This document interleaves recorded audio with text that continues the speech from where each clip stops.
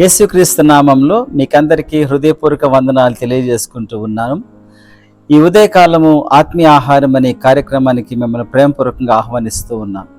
2వ దినవృత్తాంత గ్రంథంలో నుండి 20వ అధ్యాయము 15వ వచనం ఒకసారి మనం చదవగలిగితే, యూదవారులారా, యెరూషలేము కాపురస్తులారా, యెహోషాపాతు రాజా, మీరందరూ ఆలకించుడి. యెహోవా సెలవిచ్చినదేమనగా, ఈ గొప్ప సైన్యమునకు మీరు భయపడకుడి, జడియకుడి.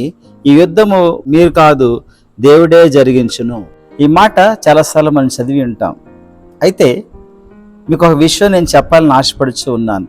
దేనినైనా కూడా జయించేటువంటి గొప్ప అనుభవము దేవుని ద్వారా కలుగుతుందనే సత్యాన్ని మనం జ్ఞాపకం చేసుకోవాలి. ఒక దినాన యెహోషాపాతు రాజుకి మీదకి మరి మోయాబీయులు, అమ్మోనీయులు, మోయినీయులు 3 రాజ్యాలు కలిసి వచ్చినప్పుడు నిజంగా యెహోషాపాతు చాలా భయపడిపోయాడు.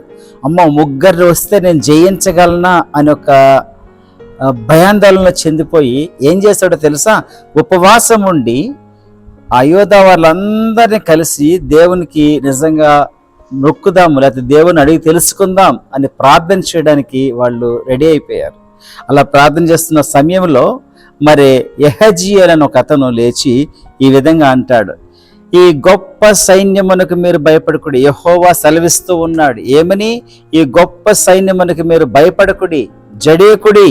ఈ యుద్ధము మీరు కాదు, దేవుడే జరిగించును. ప్రియమిత్రమా, దేవుడే నీ పక్షాన్ని యుద్ధము చేస్తే నీకు నిజంగా ఎంతో జయమిస్తాడు దేవుడు. దేన్నైనా జయించగల శక్తిని దేవుడే మనకిస్తాడు. ఈ సంగతిని ఎప్పుడు కూడా మర్చిపోకు.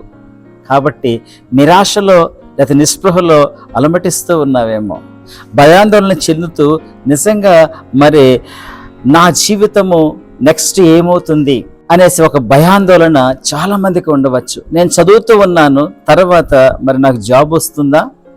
నేను ఈ విధంగా చేస్తూ ఉన్నాను, మరి నా సమస్య గట్టెక్కుతుందా అని ఈ విధంగా నీవు చాలాసార్లు అలా బాధపడిపోతూ ఉండొచ్చు. అయితే ఒకటి జ్ఞాపకం చేసుకో, దేవుడు నీ పక్షాన యుద్ధము చేయబోతున్నాడు. యుద్ధము చేసేది మీరు కాదు, ఎదుర్కొనేది మీరు కాదు. దేవుడిని ఆలోచించాలి నువ్వు. అది ఎలా సాధ్యము? దేవుడు మన పక్షాన యుద్ధము చేయాలంటే అది సాధ్యమేనా? ఎస్, సాధ్యమే అని బైబిల్ సెలవిస్తూ ఉన్నది. బైబిల్ ఏమంటుందో తెలుసా? తను ఎందరైతే అంగీకరించిరో వారికి అందరికీ ఆయన తన కుమారులు అవ్వటానికి అధికారం ఇచ్చాడండి. యోహాను సువార్త 1వ అధ్యాయం 12వ వచనం ప్రకారం. మరి నీవు దేవుని యొక్క కుమారుడివైతే మరి దేవుడు నీ పక్షాన్ని యుద్ధము చేయడా? ఆలోచన చేసుకో ప్రియమిత్రమా.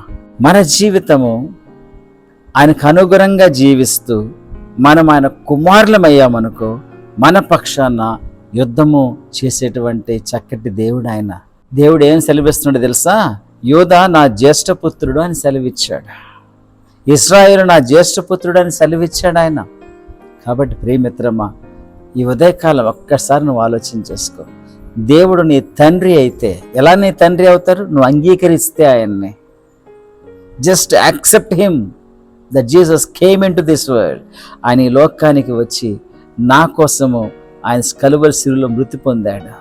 నా పాపాలను తీసివేసి నన్ను తన యొక్క పుత్రుడిగా స్వీకరించడానికి ఇష్టపడ్డాడు. అయితే మనము దాన్ని ఒప్పుకుంటే ఆయన ఇష్టపడుతున్నాడు నేను స్వీకరించడమే కాదు సుమా, జయ జీవితం ఇచ్చేటువంటి దేవుడై ఉంటూ ఉన్నాడు. నీ పక్షాన ఖచ్చితంగా యుద్ధము చేస్తాడు. నువ్వు వరి అవ్వాల్సిన అవసరమే లేదు.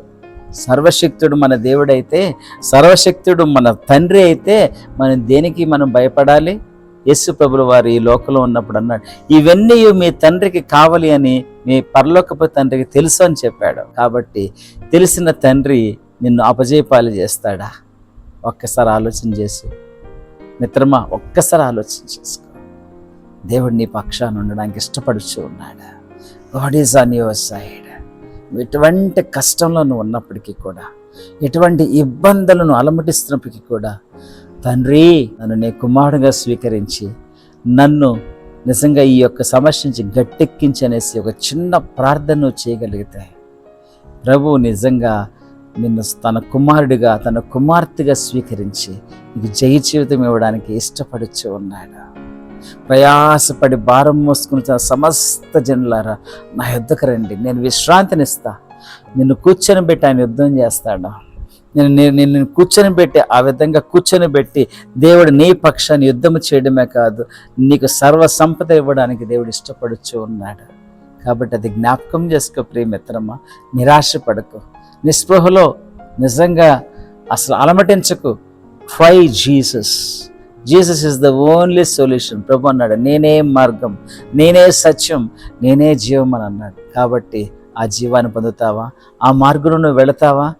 అటువంటి దేవుడు నువ్వు కలిగి ఉన్నావనంటే నీ పక్షాన ఆయన యుద్ధము చేస్తాడు.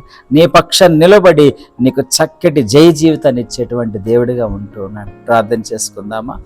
ప్రేమగల మా తండ్రి, కృపగల మా రక్షక, మీకు వందనాలు, స్తోత్రాలు చెల్లించుకుంటూ ఉన్నాం. నాయన, మమ్మల్ని మీ కుమారులుగా స్వీకరించడానికి ఎంతో ఇష్టపడేటువంటి దేవా, మీకు వందనాలు. ఈ సమయంలో మా ప్రియ శ్రోతలు ఎవరైతే ప్రభువుని అంగీకరిస్తూ ఉన్నారో నాయన, వారందరికీ ప్రభువా మీ యొక్క ఆశీస్సులు వారికి దయచేయండి.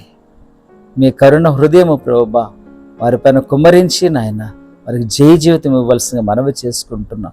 ఎటువంటి కష్టాల్లో ఉన్నప్పటికీ, ఎటువంటి ఇబ్బందులు ఉన్నప్పటికీ నాయన మీ హస్తము తోడుగా నడిపించండి ప్రభువా.